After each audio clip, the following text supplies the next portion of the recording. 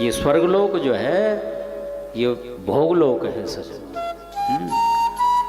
संसार में भी तो देखा जाता है जिसके पास भोग है, ऐश्वर्य है, खूब, कहाँ है फुर्सत कि किन्हीं संत महात्माओं के चरणों में जाकर के बैठे और ये उनके वचनामृतों को सुने। फुर्सत ही नहीं है।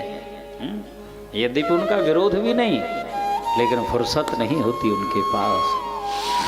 संसार के विषयी लोग, शराबी, कबाबी, ज्वारी, चोर, अब उन्हें साधु संतों से भी कोई विरोध नहीं होता, लेकिन उन विषयों में इतने रचे पचे हैं कि उनके पास समय नहीं है।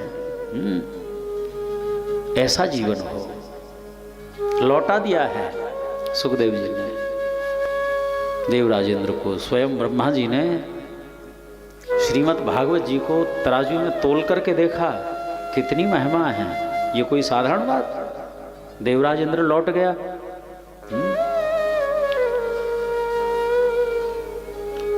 और महाराज परीक्षित के मोक्ष को भी प्रत्यक्ष देखा ब्रह्मा जी ने कि इस शरीर के रहते हुए ही जिन्होंने भगवत धाम को प्राप्त किया है, दिव्य विमान में उनकी आत्मा जो है विराजमान होकर के भगवान के धाम को जा रही है। मेनिरे भगवद रूपम शास्त्रम भागवतम कलौ पठनात् श्रवणात् सद्यो वैकुंठ फलदायकम। ये साक्षात वैकुंठ को प्रदान करने वाली हैं श्रीमद् भागवत। मानता हूँ भगवद रूपम साक्षात। श्रीमद् भागवत जिस घर में विराजमान हो जाए वो घर मंदिर हो जाता है सच। हाँ, उसको घर नहीं कहना चाहिए, वो भागवत मंदिरम। हरिशरणम सर्वाण तीर्थानि वसंत तत्र यत्राच्युतोदार कथा प्रसंगः। भूमंडल के बड़े बड़े देवाधिदेव भी उस कथा स्थल में आकर के रमण करते हैं। दिव्य चेतनाएं, दिव्य आत्माओं का आवाहन होता है। वैकुंठ से वैकुंठनाथ, ब्रह्मलोक से ब्रह्मा जी, और कैलाश से उतर करके भगवान शिव आ जाते हैं। और हनुमान जी तो कहीं जाते ही नहीं, ये तो इनको तो राम जी की आज्ञा है। वाल्मीकि रामायण में साकेत को प्रभु श्री राम जाते हैं तो हनुमान जी को आज्ञा दी कि आपको तो हमारे भक्तों का पोषण करना है। जहाँ जहाँ भी हमारे चरित्र कथा उत्सव हों, यत्र यत्र रघुनाथ कीर्तनम तत्र तत्र कृतमस्त कांजलिम। भले ही जहाँ पर श्रोता कम हो, कोई एक ऐसा श्रोता भी आ जाता है, उसमें कोई नहीं जानता। बोले कौन है वो? स्वयं श्री हनुमान जी महाराज है। किसी भी गुप्त रूप में आकर के कथा श्रवण करते हैं, कहीं भी विराजित हो जाते हैं। हरिशरणम। ये सप्ताह की श्रवण विधि जो है सनकादि मुनियों ने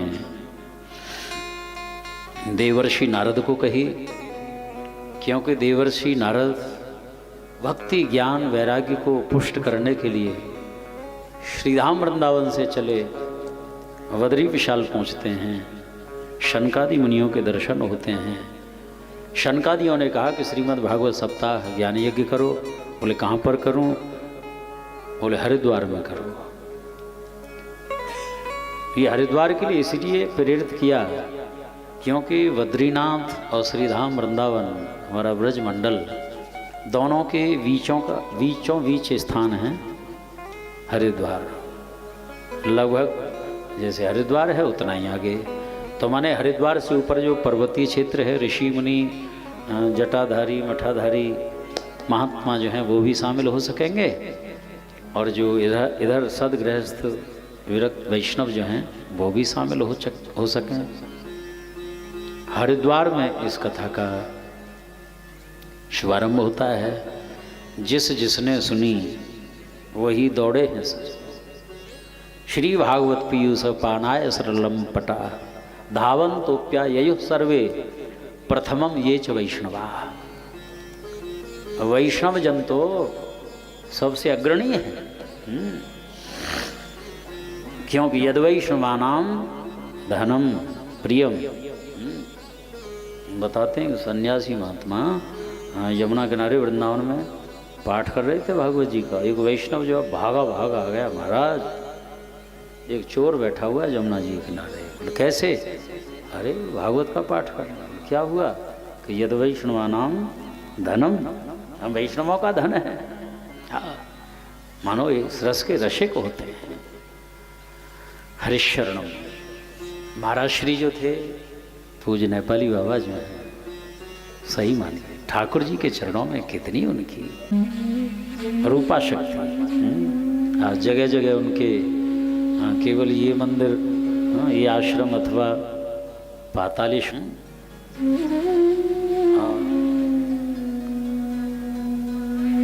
धन्य है श्रीमद् भागवत की वार्ता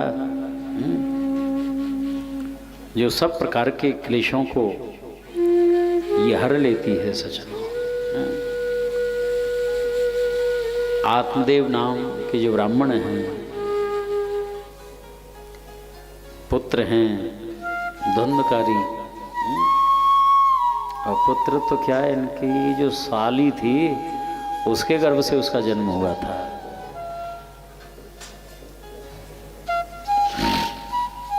लेकिन अब घोषणा ये कर दी इनकी पत्नी ने कि हमारे गर्भ से ही इसका जन्म हुआ है। संत के प्रसाद से जिसका जन्म होता है, गोकर्ण जी महाराज महान पंडित परम संत हुए। गोकर्ण जो है महान संत, इनकी बड़ी इच्छा थी, पवित्र कीर्ति छा गई सर्वत्र जो है। गौ कर्णौ इव इति गोकर्ण, गौ के पेट से जन्म होता है। लंबे लंबे कान थे गोकर्ण जी के, इतने लंबे लंबे। हाँ, माने भागवत जी की कथा सुननी हो तो कान जो है लंबे लंबे होने चाहिए, बड़े बड़े। हाँ, पृथु जी ने तो 10,000 कान मांगे थे, देखो सुनेंगे हम आगे। धुंधकारी जो है अपने पाप कर्मों से अपने ब्राह्मणत्व को उसने बिल्कुल धूमिल कर लिया, और इतना ही नहीं प्रेत योनि को प्राप्त होता है। लेकिन गोकर्ण जी ने ही तीर्थाटन करते हुए इसके नाम की श्राद्ध किए। गांव में आकर के भगवान सूर्य की सत प्रेरणा से विशाल क्षेत्र में विशाल मंडप पंडाल की रचना होती है। श्रीमद् भागवत का शुभारंभ होता है, और ये धुंधकारी जो है सप्त ग्रंथि का एक बांस जो है खड़ा हुआ था, नीचे से पोला था, उसमें बैठ गया। 7वें दिन की कथा का विश्राम हुआ तो उसके 2 भाग हो गए। धुंधकारी जो है प्रकट हो गया। सजना बोलिए भक्तवत्सल भगवान जय।